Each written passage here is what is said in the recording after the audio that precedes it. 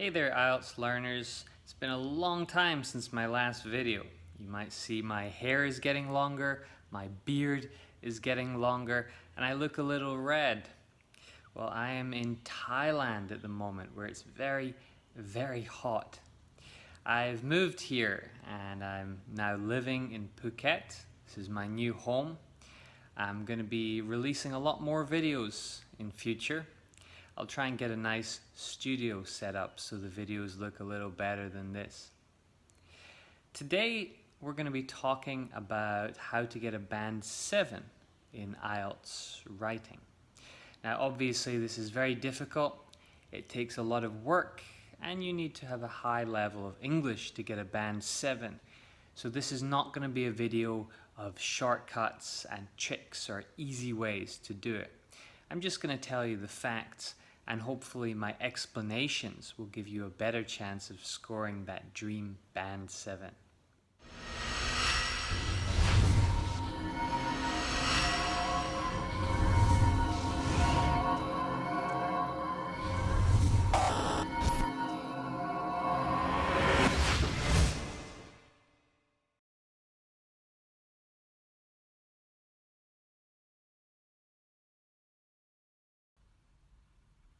Before we begin talking about the writing exam and the scores, I'm going to direct you to my Facebook page, which you can see here on the screen. So I've had this Facebook page for about a year. It's undergone a little bit of a rebranding. You can see I have a new logo. I've had this for about 1 month, and I've put a picture of myself up here. So on this page, you can find lots of links to useful IELTS resources. You can also find that we have a group now. This group is the IELTS Speaking Partners group, where you can go and find someone to practice your English with. We have how many people now? We have 8,125 members of this group, and there are 6 more waiting to join at the moment. You can see some examples here of people who are asking for others to speak with them. And yesterday I even posted myself because I had some free time and was willing to speak with some of you. So go ahead and click like on the Facebook page, and if you want to practice your speaking, you can also like this group as well. So today we're talking about IELTS writing, and I wanted to explain what you need to do to get a band 7 and how a band 7 may be different from a band 6. Now band 7 kind of is that magical number for a lot of students. For immigration, for a job, for education, often people need to get a band 7. Now, I've known so many people who can get a band 9 for listening, a band 8 for reading, a band 7 for speaking, but anytime they do the writing exam, they just hit a band 6. And they want to know, how can they improve? They want to know, why did I not get a 7 if my English is so good? Well, the IELTS writing exam is more difficult than the other parts of the exam, and there's many more things that can go wrong. For example, small mistakes in the speaking exam are not going to cost you as dearly as they would for writing. So let's look at the writing rubric. So we can find this here. This is from the British Council, and it's actually at the British Council website. So this is the public version of the band descriptors. I would call it a rubric. It has the same meaning. This is what the IELTS examiners will be looking at when they mark your essays. And this is how they will judge whether you are a 9, an 8, a 7, a 6, and it goes down here all the way down to a 0 for people who do not attend the exam. Today we're only going to be looking at 7 and 6. So my apologies if you're at a 5 or if you're trying to get up to an 8. But we're going to look around this part of the exam, the band 6 and 7, because this is the one I'm always asked about. Everyone wants to know, how can I get a 7? Now the IELTS exam is marked in 4 sections. We have task achievement, coherence and cohesion, lexical resource, and grammatical range and accuracy. So we'll have to be thinking about these and what they mean and what we can do to get a band 6 or 7. Now it may look pretty easy to some people. You can see that it is written down here in the website, but actually I get a lot of questions about what this means. So it's not so simple to understand. So let's go through these sections all together. So for task achievement of course just means how did you answer the question? Or did you even answer the question? So to get a band 6 for task achievement, you must, as we see here, address all parts of the task, although some parts may be more fully covered than others. So this means maybe you have answered the question and you have answered everything, but maybe you spent a lot of effort, a lot of time talking about one thing, but not about another thing. To get a 7, on the other hand, you would address all parts of the task pretty evenly. Next, to get a 6, you would present a relevant position, although the conclusions may become unclear or repetitive. This is something we often see when we're marking IELTS exams, is perhaps an agree or disagree essay, and someone agrees, but maybe throughout the essay their position is not so clear, and towards the end either they change a little and say too much for disagree, or maybe they repeat themselves a little too much and it doesn't sound very good. To get a band 7, on the other hand, you would have a clear position throughout. So it would be very obvious to the examiner in the introduction, in the body paragraphs, and in the conclusion, what is your standpoint? What is your position? Then finally, for a band 6, you would present relevant main ideas, but some may be inadequately developed or unclear. So in the body paragraph of your essay, you might express some idea, but it's not well developed. So maybe you're putting forth an advantage of something, but you just don't say enough. Or another idea is perhaps you put down too many ideas and you don't get to express them properly. It is always a good idea to state an idea, to clarify, to explain, to give an example, so you build up upon one idea. On the other hand, a band 7 would present, extend, and support main ideas, so to develop them. However, a band 7, we've got to remember, is not perfect. So there may be a tendency to overgeneralize. This means maybe talking like all people or everyone knows. And the supporting ideas may lack focus. So it doesn't have to be perfect like a band 9 essay, but it will be better than a band 6 and only have some kind of small mistakes there. Small imperfections. Coherence and cohesion. So this part of the exam relates to essentially the way the essay is put together, its structure and how it goes from one part to the next. So for a band 6, things we've got to do is to arrange information and ideas coherently and have a clear overall progression. Okay, so basically dividing into paragraphs, expressing your ideas in coherent chunks, in sentences, and progressing from one thing to the next. You also need to use cohesive devices effectively. So what are cohesive devices? Well, these could be expressions like firstly, next, then, therefore. It could also be words like in conclusion that tell the reader what is happening in your essay and guide the reader from one sentence to the next. So in this case, there may be some problems. They may be overused, or they may be used a little incorrectly.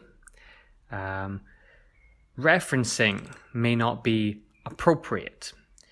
So that means essentially when you use a pronoun like it or that, perhaps it's not clear to the reader to what you are referring. These should refer back to a previous idea, perhaps in the sentence before, but in this case maybe it's not so clear. And finally, as I mentioned before, paragraphing, that's super important. Paragraphing should be done, and it should be pretty good. But in this case, for band number 6, it's not going to be perfect. I've got many videos on paragraphing. I'll link some of them down below so you can see them. Paragraphing is something that's actually really easy to learn. It's such an amazing skill. And if you can learn to do paragraphing very well, you can give yourself a great chance of scoring highly in coherence and cohesion. Right, to get a band 7 then, so your information is going to be logically organized, and there's going to be a clear progression throughout. So what does this mean? It means you've got a great structure. So maybe it's introduction, body paragraph 1, body paragraph 2, and then a conclusion. You might have body paragraph 1 talking about problems and body paragraph 2 talking about solutions, for example.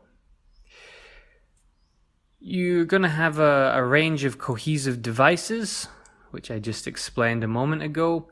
These are going to be used appropriately. In other words, when you say however, or therefore, it will have the correct use, but maybe it's used a little too much, or it's not used enough, and presents a clear central topic within each paragraph. To be honest, I think this is the easiest thing. You can get this right by planning your structure before you begin writing. One topic for one paragraph. So to do that, again, like I said, you might have one paragraph about advantages and one about disadvantages, one about problems and one about solutions. So these clear basic ideas, one idea, one paragraph.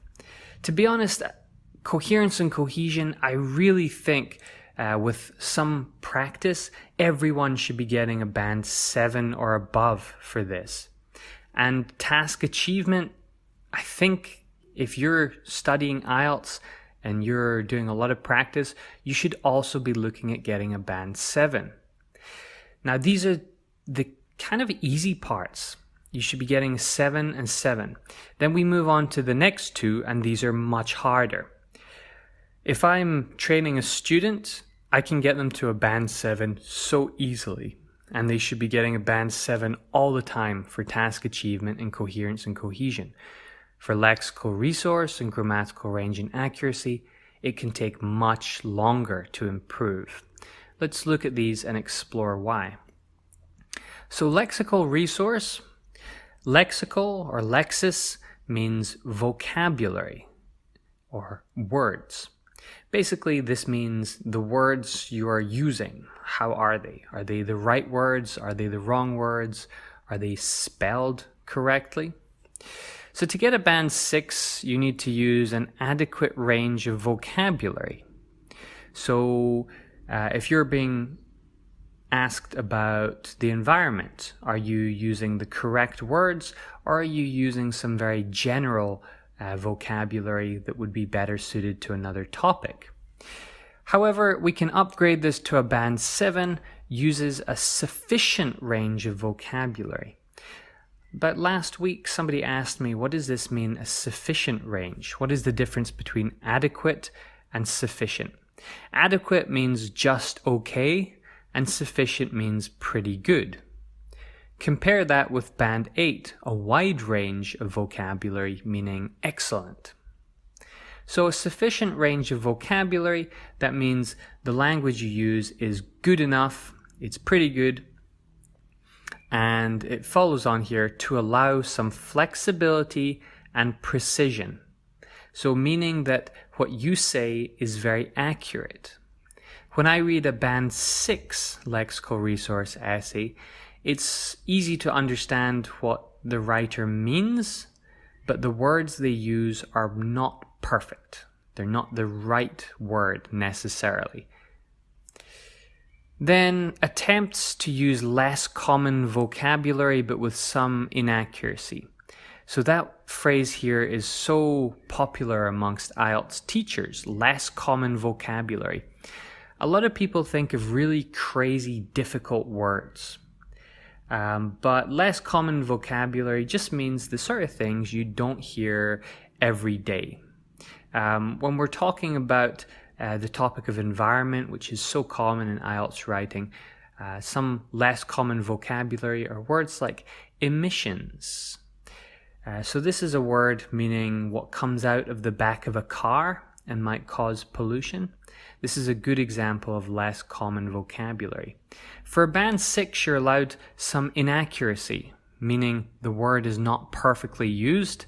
However, for 7, we need to boost this up to with some awareness of style and collocation. So this is where it gets more difficult. Some awareness of style means, do you sound like a native speaker would when they're writing? Is your writing technically correct and it sounds like a native speaker had written it? Collocation, now this means how words go together. I can say agree with or agree to something. These have completely different meanings. So collocations, I'll often talk about this. When you're learning vocabulary, you should be learning in terms of collocation. Don't just learn one word, learn 2 or 3 words together that commonly go together. This is how native speakers learn when we're young.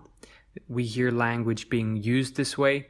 We don't memorize lists of words. We learn words from their context. And finally then, make some errors in spelling and or word formation, but they do not impede communication. So a band 6 essay is going to have a lot of mistakes in it. But the person reading can easily understand. On the other hand, a band 5 might be a little difficult to understand. A band 7 is going to have just a few errors, as we can see here, may produce occasional errors in word choice, spelling, and or formation. So what does this mean here? Word choice means, have you chosen the correct word? Spelling, of course, did you spell it right? Now, even a native speaker will spell words incorrectly sometimes, but for a 250-word essay, we would maybe spell something wrong once. For band 7, you could probably get away with 3 small misspellings. Word formation, an example of this means maybe you use the adjective form instead of the verb form of a particular word. Finally, we come to what everyone considers the most difficult part, grammatical range and accuracy.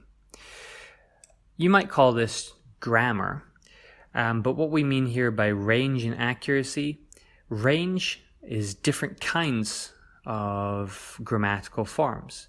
For example, using the correct tenses you're not just going to use present simple or past simple all the time. Accuracy, meaning did you use it correctly, of course. So for band 6, we have here uses a mix of simple and complex sentence forms. So simple sentence means one independent clause, and a complex sentence is using an independent and dependent clause together. So here we say a mix. A native speaker is going to use different types of sentence in their writing, and you would be expected to do that as well. If your essay only has simple sentences, you're probably going to get about a band 4, maybe a band 5 if those were really, really good simple sentences. But I think you would need to have a bit of a balance there. To get a 7, however, you need a variety of complex structures. So simple, complex, compound, complex sentence types. For band 6, you can make some errors in grammar and punctuation, but they rarely reduce communication. Now, this sort of essay, a band 6 essay, is going to clearly have mistakes. An examiner or a native speaker will see these mistakes easily, but they will still know what you mean. For less than a band 6, it's probably going to be a little difficult to understand sometimes. However, for a band 7, it's going to only have a few mistakes. Now it says here, produces frequent error-free sentences. Last year, I was talking to an IELTS examiner, and she told me that to get a band 7, an essay must have a maximum of 3 grammatical mistakes. 3. That is very, very few. So even if you're very good at grammar, there's a good chance you will only get a band 6 for this. So, making very few grammatical mistakes is the most important thing here. And the final point, has good control of grammar and punctuation, but may make a few errors. Again, a few errors being just 3. Notice here the word punctuation, something that students often overlook, how to use commas, semicolons, and so on. This is so important. I have a lot of advice on that in my free ebook, which you can find on my website. You can click up here, download this free book. It really is free, no catches. You can click here, follow the link to download it. If you want to know your band score, how do you find out? Well, you can get someone to mark it for you. I offer that service. If you go to my website, www.TED-IELTS.com, you can click up here, Writing Correction Service, or you can type that in after the URL. I've got a lot of information you can read through. My writing service is designed to help students get a better IELTS band score by telling them where they currently are and what they need to do to improve. So here's that picture of me again. There we go. My services, well, I'm a professional writer. I have a background teaching IELTS for many years, and I've been helping lots of students. I've written a couple of books, including this one, The Complete Guide to IELTS. You can see some examples of my writing here. So if you want me to correct your essay, I can give you the following things. I'll give you full corrections. That means I'll tell you everything you did wrong, such as grammar, vocabulary, or of course the other parts as well, coherence and cohesion, task achievement. But what most people want is the grammar and vocabulary. I'll give you feedback and advice on improvement. I'll give you a Band 9 model answer. So that's telling you how to score up here, band 9, all of this good stuff. I can do it in 24 hours, 24-hour turnaround. Turnaround means the time it takes to finish something. So when you send me an email with your essay, I'll receive that, and 24 hours later I'll send you everything. And most importantly for today's lesson, a band score estimate for each section. So I'll tell you, maybe you got a 7, 7, 6, 6 with a 6.5 overall, for example. Let's look at an example of something I recently marked for someone. Or not so recently, this was a few months ago. So when you get this, you should actually click here, download it and open it in Microsoft Word so you can see these changes a little better. But I give you the question, here's your answer. I'll show you all the changes that are made. I'll give you a little explanation over on the side. Again, if you open this in Microsoft Word, it is easier to read. I'll give you some comments, usually about a half or a full page of comments with some examples of mistakes. Here's the band score. I'll show you what you get for task achievement, coherence and cohesion, and so on, with a total and sometimes a little explanation. Finally, you get a sample answer at the end. This is a band 9 answer written by me for you. So these are not essays that have been found online and written by someone that doesn't know. These are written by an expert who knows how to write professionally. There's also a video here that gives more information. It's a little old, but it's still valid. There's some more information about me. You can see my books here if you want to know more, my qualifications, and this is how you order. So you can choose an option down here. One essay is £10. You get a discount for ordering more. Just email me your essay to this email address.